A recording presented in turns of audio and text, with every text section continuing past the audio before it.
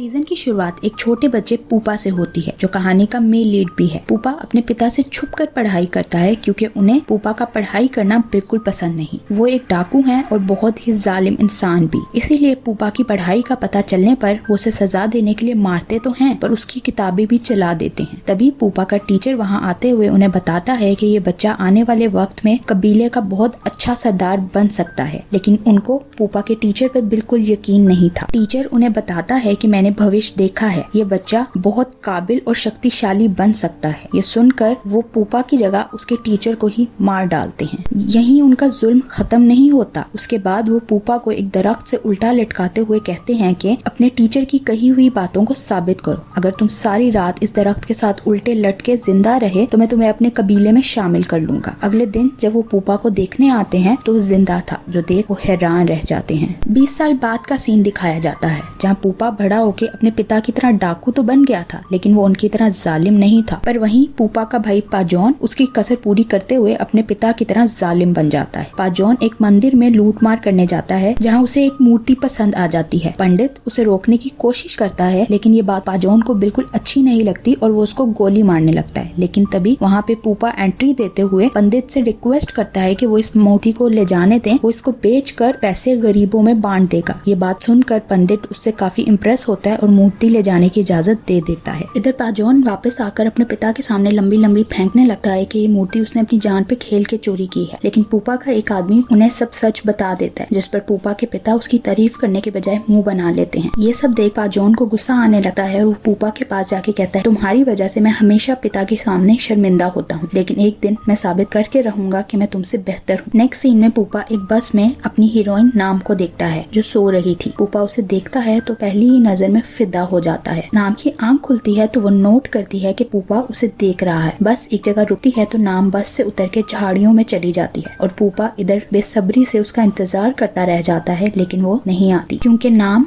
लड़कों वाला हुलिया बनाकर वापस बस पे चढ़ी थी। रास्ते में कुछ डाकू बस को रोक कर लूट मार करने की कोशिश करते हैं, लेकिन पूपा उन डाकुओं की खूब धुलाई करता है। नाम उन डाकुओं से डर कर भागते हुए खाई में गिरकर बेहोश हो जाती है। पूपा उसे खाई से निकाल कर लड़का समझते हुए मदद करता है, लेकिन जल्द ही उसे पता चल जाता है कि ये वही सुंदर लड़की है जिसे वो दोबारा देखने के लिए बेचैन था। नाम को होश आता है तो वो खुद को एक अनजान जगह पर देखकर परेशान हो जाती है। पूपा उससे पूछता है कि तुमने लड़कों वाला हुलिया क्यों बनाया हुआ है, जिस पर वो कहती है कि समाज के बुरे लोगों से बचने के लिए मुझे ऐसा करना पड़ता है। नेक्स्ट सीन में पूपा के पिता अपने दोनों बेटों को एक मिशन देते हैं कि जो भी इंस्पेक्टर थप की सबसे कीमती चीज चुरा कर लाएगा और मुझ पर अपनी काबिलियत जाहिर करेगा, मैं उसे ही अपने कबीले का अगला सरदार बनाऊंगा। ये सुनकर दोनों अपने अपने मिशन की प्लानिंग करने लगते हैं। सीन्स नाम पे शिफ्ट होते हैं जो थेप के पास जाकर उसे कहती है कि मेरा परिवार मुझे तुमसे शादी करने पर मजबूर कर रहा है, लेकिन मैं अभी तुमसे शादी नहीं करना चाहती। थेप उसकी वजह पूछता है तो वो बताती है कि मुझे तुमसे कोई मसला नहीं, लेकिन मैं अभी पढ़ना चाहती हूँ, इसलिए मुझे तुम्हारी जरूरत है। थेप को उसकी बात पसंद तो बिल्कुल नहीं आती, लेकिन इतने प्यार से अगर कोई खूबसूरत लड़की आपसे मदद मांगे तो आप मना कर भी कैसे सकते हैं। जिसके बाद नाम थेप को बताती है कि पूपा ने उन्हें डाकुओं से बचाया। ये सुनकर थेप उसे पूपा की डिटेल्स देने लगता है और बताता है कि वो भी एक डाकू है, लेकिन बाकी डाकुओं से काफी अलग है। वो उसे बताता है कि पूपा अमीरों से लूट मार करके गरीबों में बांट देता है। वो ना किसी की जान लेता है और ना ही किसी लड़की का गलत फायदा उठाता है। पूपा के बारे में ये सब सुनकर नाम काफी खुश होती है क्योंकि उसने पहली दफा किसी डाकू के बारे में अच्छी बातें सुनी थी। तभी थेप का एक आदमी आकर उसे बताता है कि पूपा के पिता ने एक गाँव में लोगों को लूट मार करने भेजा है। ये सुनकर थेप फौरन उन डाकुओं को पकड़ने के लिए उस गाँव की तरफ निकलता है, पर बाद में हमें पता चलता है कि असल में तो ये प्लान पूपा का था ताकि वो थेप को उसके घर से दूर कर सके और उसके घर में घुसकर उसकी सबसे कीमती चीज चुरा कर अपने पिता को दे सके। पूपा थेप के घर में घुसता है और वहाँ से उसकी सारी कीमती चीजें उठाने लगता है। तभी उसकी नजर नाम पे पड़ती है और वो उसको थेप की फियांसे समझते हुए उठाकर अपने साथ ले जाता है। वो ये सब इसलिए करता है ताकि बाद में पाजौन यहाँ आकर लड़की को देखते हुए उसके साथ जबरदस्ती ना कर सके। कुछ ही देर बाद पाजौन जब वहाँ पहुँचता है तो उसे पता चलता है कि पूपा तो यहाँ पर पहले ही हाथ साफ कर चुका है। ये देख उसे बहुत गुस्सा आता है और वो पूपा के पीछे भागता है, लेकिन पूपा उसे चकमा देते हुए वहाँ से निकल जाता है। वहाँ नाम पूपा से नजर बचाकर झाड़ियों में जाती छुप जाती है, लेकिन तभी एक कीड़ा उसके ऊपर चढ़ जाता है जिसकी वजह से वो चीखती हुई बाहर आती है और पूपा से उसकी मदद करने का कहती है। ये देखते हुए पूपा उसके सामने एक शर्त रखता है कि अगर मैं तुम्हारी मदद करूंगा तो तुम्हें मेरी हर बात माननी होगी। अब उस बेचारी के पास कोई और रास्ता तो था नहीं, इसलिए वो उसकी बात मान जाती है। जिसके बाद अगले दिन पूपा उसे लेकर अपने कबीले आ जाता है। पाजौन पूपा के पास आते हुए उसे धमकाता है कि अगर उसने थेप के घर से चुराया हुआ सारा माल उसे ना दिया तो उसके जो 2 आदमी पाजोन के पास बंदी बने हुए हैं वो उन दोनों को मार डालेगा। अब ये सुनकर पूपा अपने बंदों को बचाने के लिए सारा माल पाजोन के हवाले कर देता है। पंचायत बैठती है और पूपा और पाजोन को कहा जाता है कि वो थेप के घर से चुराया हुआ माल दिखाएं। पाजोन बड़ी शोही मारते हुए आगे आते हुए कहता है कि मैंने ये सारा सामान उसके घर से चुराया है। पर यहीं पूपा बाजी पलटते हुए सबके सामने हान को लाते कहता है कि ये थेप की फियांसे है और वो उससे बहुत प्यार करता है। पूपा के पिता उससे बहुत इम्प्रेस होते हैं और उसे ही कबीले का अगला सरदार बना देते हैं। ये देख पाजोन को तो सांप ही सूंघ जाता है। थेप नाम के किडनैप होने की बात अभी उसके घर वालों को नहीं बताना चाहता था क्योंकि वो परेशान हो जाएंगे, इसीलिए उसके घर जाकर झूठ बोल देता है कि वो उसकी बहन के साथ कहीं घूमने गई है। लेकिन नाम के पिता को शक हो जाता है कि उनकी बेटी किसी मुसीबत में है। पूपा के पिता उसे हान के साथ शादी करने का कहते हैं, लेकिन पूपा इसके लिए तैयार नहीं था। वो तो नाम को वापस भेजने का कहते हैं, लेकिन पूपा के पिता उसे धमकी देते हैं कि अगर उसने नाम के साथ शादी ना की तो वो पाजोन की शादी नाम से करवा देंगे। ये सुनकर पूपा को ना चाहते हुए भी उनकी बात माननी पड़ती है। शादी का सुनकर नाम के तो होश ही उड़ जाते हैं। वो पूपा की मिन्नतें करने लगती है कि मैं तुमसे शादी नहीं करना चाहती, मुझे प्लीज वापस जाने दो। लेकिन पूपा उसे कहता है कि अगर तुम्हारी मुझसे शादी ना हुई तुम्हें गाँव के हर आदमी के साथ सोना पड़ेगा। ये सुनकर नाम डर जाती है और पूपा को लालच देती है कि तुम्हें जितने पैसे चाहिए मैं तुम्हें ला दूंगी, लेकिन प्लीज मुझे मेरे घर भिजवा दो। पूपा उसे चुप करवाने के लिए जबरदस्ती किस ही कर देता है। अगले सीन में पूपा नाम को अपनी मोम से मिलवाने जाता है जो एक जादूगरनी है। उन्हें पता चल जाता है कि अगर पूपा की नाम से शादी हो गई तो ये लड़की उसके लिए बहुत परेशानियां खड़ा करेगी। वो पूपा को उससे शादी करने के लिए मना करती हैं, लेकिन आखिर पूपा अपने पिता के हुक्म के खिलाफ कैसे ही जा सकता था, इसीलिए उनकी एक नहीं सुनता। नेक्स्ट सीन में पूपा एक पुलिस वाले से मिलने जाता है और उसे बताता है कि नाम सुरक्षित है। वो कहता है कि मुझे जैसे ही मौका मिलेगा मैं उसको यहाँ से निकाल दूंगा। पुलिस वाले को भी उसकी बातों पे भरोसा था, इसलिए वो वहाँ से जाने लगता है, लेकिन तभी 2 गुंडे उसे घेर लेते हैं। लेकिन उसी वक्त पूपा वहाँ आते हुए उन गुंडों से उसे बचाकर उन गुंडों को मार डालता है। पास का एक सीन दिखाया जाता है जिससे हमें पता चलता है कि पूपा के पिता फान उसके सगे पिता नहीं है और पूपा को ये बात उसके टीचर ने बताई थी। उस दिन से पूपा अपने असल पिता को तलाश कर रहा है, पर अभी तक उसे कुछ पता नहीं चल सका। नाम नहर पर अपने कपड़े धो रही थी जब एक लड़की आकर उससे लड़ने लगी क्योंकि वो पूपा को पसंद करती है और उससे शादी करना चाहती है। उसे नाम के साथ लड़ता देख एक और लड़की आकर उन्हें रोकती है और उस लड़की को साइड पे ले जाकर बात करने लगती है। उन दोनों की बातों से नाम को पता चलता है कि वो दोनों ही पूपा को पसंद करती हैं। सुनकर नाम के जहन में एक प्लान आता है और वो उस लड़की को जाके कहती है कि तुम मुझे यहाँ से भागने में मदद करो, जिसके बदले मैं तुम्हारी पूपा से शादी करवा दूं। नाम रात को पूपा के सोने के बाद मौका देखकर वहाँ से भागने की करती है, लेकिन रास्ते में ही वो पाजोन के हाथ लग जाती है जो उसके साथ जबरदस्ती करने लगता है और उसे कहता है तुम इस गाँव से जाना चाहती हो तो तुम्हें अपने आप को मेरे हवाले करना होगा। लेकिन उसी वक्त पूपा वहाँ एक हीरोइक एंट्री देते हुए पाजोन से नाम को बचा लेता है। ये देखकर पाजोन आपे से बाहर होता है और उन दोनों के बीच जबरदस्त लड़ाई शुरू हो जाती है। उन दोनों को लड़ता देख नाम पूपा को बचाने के लिए पाजोन पर फायर करती है, लेकिन वो उसे नहीं लगता। फिर क्या था, अगले दिन पंचायत बैठी है और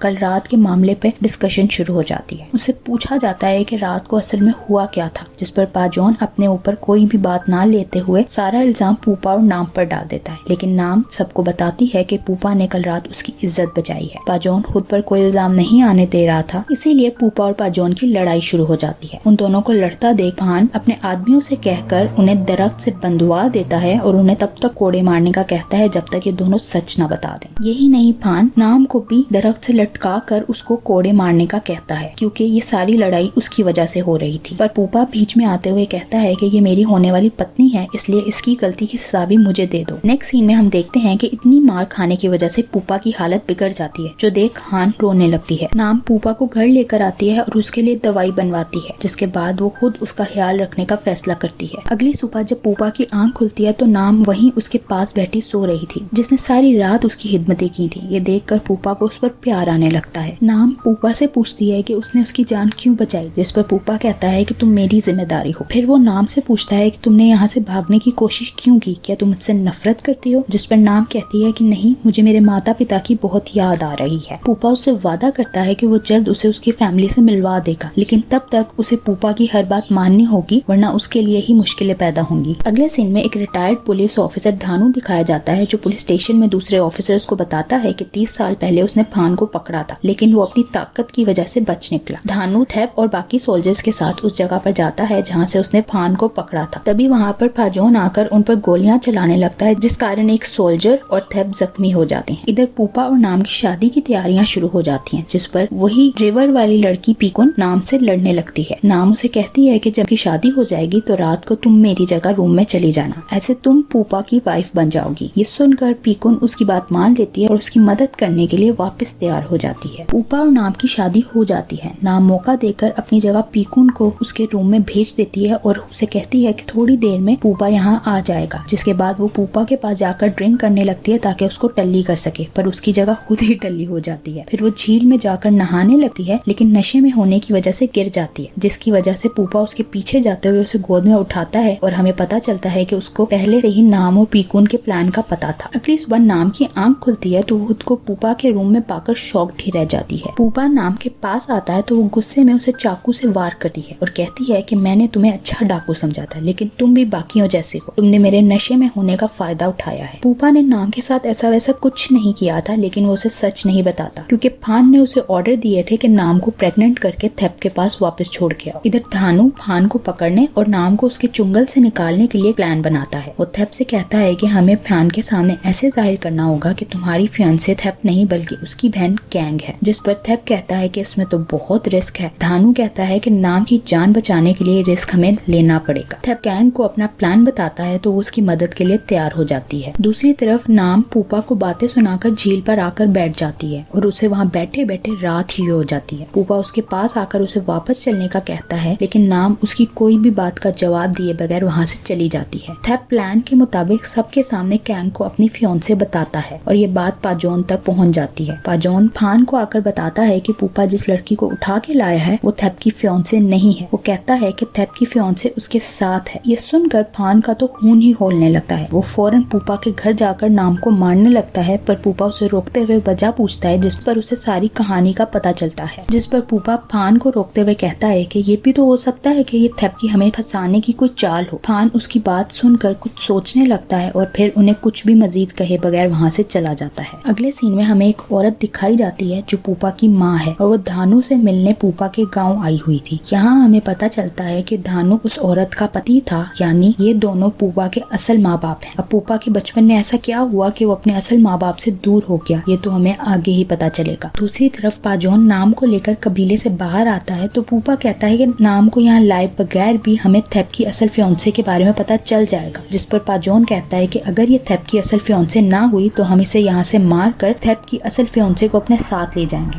ऐसे हम एक तीर से दो शिकार कर लेंगे। थेप और कैंग एक फंक्शन में आते हैं जहाँ पाजोन कैंग पर हमला कर देता है और वहाँ भागदौड़ मच जाती है, जिसका फायदा उठाते हुए पाजोन का एक गुंडा कैंग को किडनैप करने की कोशिश करता है, पर थेप वहाँ आकर उसे बचा लेता है। सिचुएशन खराब होता देख पूपा बाहर आकर लोगों को वहाँ से भागने में मदद करता है। इसी दौरान वो अपनी असल माँ से भी टकरा जाता है, लेकिन वहाँ पे उनके बीच कोई खास बात नहीं हो पाती क्योंकि सिचुएशन इतनी खराब थी और पूपा उनको अच्छे से जानता भी नहीं था। पाजोन कैंग को पकड़ लेता है और उसे मारने ही लगता है कि वहाँ पूपा आकर उसे बचा लेता है। फिर वो कैंग को बेहोश करके नाम के पास ले जाता है जो अपनी बहन को देखकर इमोशनल हो जाती है। थेप वापस आकर शर्मिंदगी से अपने सीनियर को बताता है कि वो लोग मेरी नाक के नीचे से कैंग को किडनैप कर ले गए और मैं कुछ भी नहीं कर सका। पुलिस वाला उसे कहता है कि कैंग को मैं वापस ले आऊंगा, मुझे बस कुछ समय चाहिए। फिर वो पूपा के पास जाता है और उसे कहता है कि हम पाजोन को पकड़ने ही वाले थे, लेकिन तुमने बीच में आकर हमारा सारा प्लान खराब कर दिया। पूपा कहता है कि मैं इन लोगों को ज्यादा अच्छे से जानता हूँ, ये आप लोगों की किसी चाल में नहीं आएंगे। वो कहता है कि मैंने आपसे वादा किया है मैं नाम को वापस लेकर आऊंगा, लेकिन तब तक आपको वैसा ही करना होगा जैसा मैं कहूँगा। जिस पर पुलिस वाला कहता है कि मुझे तुम पर विश्वास है और मैं भी तुम्हारे माता पिता को ढूंढ कर तुमसे मिलवाने का वादा पूरा करूंगा। नाम कैंग को सब बता देती है पर उसे माता पिता को सब बताने से मना करती है, जिसके बाद वो पूपा से रिक्वेस्ट करती है कि वो कैंग को वापस जाने दे। पूपा उसकी बात मानते हुए कैंग को खुद थेप के हवाले करने जाता है, लेकिन पूपा के वापस आने के बाद थेप उसका पीछा करता है, जिस पर पूपा उसकी कुट लगा के सारी हिकरी निकाल देता है। तभी वहाँ पाजोन आता है जो थेप पर गोली चला देता है, जिस कारण वो पानी में जा गिरता है। इधर पाजोन कबीले आकर नाम को बताता है कि उसने थेप को मार दिया। ये सुनकर नाम रोने लगती है और पूपा के आने पर उससे पूछती है कि तुमने थेप को आखिर क्यों मरने दिया। जिस पर पूपा कहता है कि जब पुलिस वाले और डाकुओं में लड़ाई होती है तो एक को मरना पड़ता है, इसलिए यहाँ पर थेप मर गया। ये सुनकर नाम उसे जली कटी सुनाने लगती है। नाम खुद को थेप की मौत का जिम्मेदार समझते हुए घर आके पूपा पे हमला करती है, लेकिन कमजोर होने की वजह से कुछ नहीं कर पाती। जिस पर पूपा उस पर ठंडा पानी डालते हुए उसे होश में लाते हुए कहता है कि अगर तुम मुझसे बदला लेना चाहती हो तो पहले खुद को स्ट्रॉन्ग करो। जो सुनकर नाम शांत हो जाती है। पाजोन अपनी जीत की खुशी में एक पार्टी रखता है और नाम को वहाँ बुलाकर तंग करने लगता है। नाम भी उसके कहने पर ड्रिंक कर लेती है। पार्टी खत्म होने के बाद वो पूपा से वॉशरूम का बहाना करते हुए पाजोन के पीछे जाती है और उस पर वार करते हुए उसे मारने की कोशिश करती है, लेकिन पूपा वहाँ आकर उसे रोक लेता है और उसे कहता है कि पाजोन कोई कच्चा खिलाड़ी नहीं है, अगर तुम ऐसा कुछ करोगी तो तुम्हारी जान भी जा सकती है। जो सुनकर नाम रोने लगती है और कहती है कि थेप ने मेरी वजह से अपनी जान दे दी, लेकिन मैं उसके लिए कुछ भी नहीं कर पा रही हूँ, जिसका मुझे बहुत गिल्ट है। पाजोन पान के पास जाते हुए अब उसे कबीले का सरदार बनाने का कहता है, पर पान कहता है कि जब तक वो जिंदा है तब तक कोई और कबीले का सरदार नहीं बन सकता, इसीलिए वो ये ख्वाब देखना छोड़ दे। पाजोन गुस्से में वहाँ से निकलता है तो उसके आदमी उसे परेशान देख एक भूतिया जंगल में ले जाते हैं, जहाँ वो पाजोन की शक्तियाँ बढ़ाने के लिए एक लड़की को एक छोटी सी झोंपड़ी के सामने राक्षस की भेंट चढ़ा देते हैं और वहाँ से वापस आ जाते हैं। नाम ये सब देख रही थी और उनके जाने के बाद उस लड़की को बचाने की कोशिश करती है, पर तब तक राक्षस झोंपड़ी से निकलकर उस लड़की को खाने के लिए बाहर आ गया था। तब भी नाम डरती नहीं है और उस लड़की को बचाने के लिए राक्षस के आगे आ जाती है। राक्षस उसका गला पकड़कर उसे मारने की कोशिश करता है, पर उसे पकड़ते ही राक्षस को एक झटका लगता है जिस पर वो नाम से दूर जा गिरता है। मौके का फायदा उठाकर नाम उस लड़की को लेकर वहाँ से भागने लगती है, लेकिन राक्षस अपने शिकार को छोड़ने वाला नहीं था और वो उस लड़की को मार देता है। ये देखकर नाम डर जाती है और वहाँ से भाग जाती है। अब नाम की शक्तियों के पीछे क्या राज है और पूपा के अपने माता पिता से दूर होने के पीछे क्या राज है, वहीं पूपा और नाम के प्यार का क्या अंजाम होगा, ये सारी बातें जानने के लिए मिलते हैं नेक्स्ट एपिसोड में। Thank you for watching.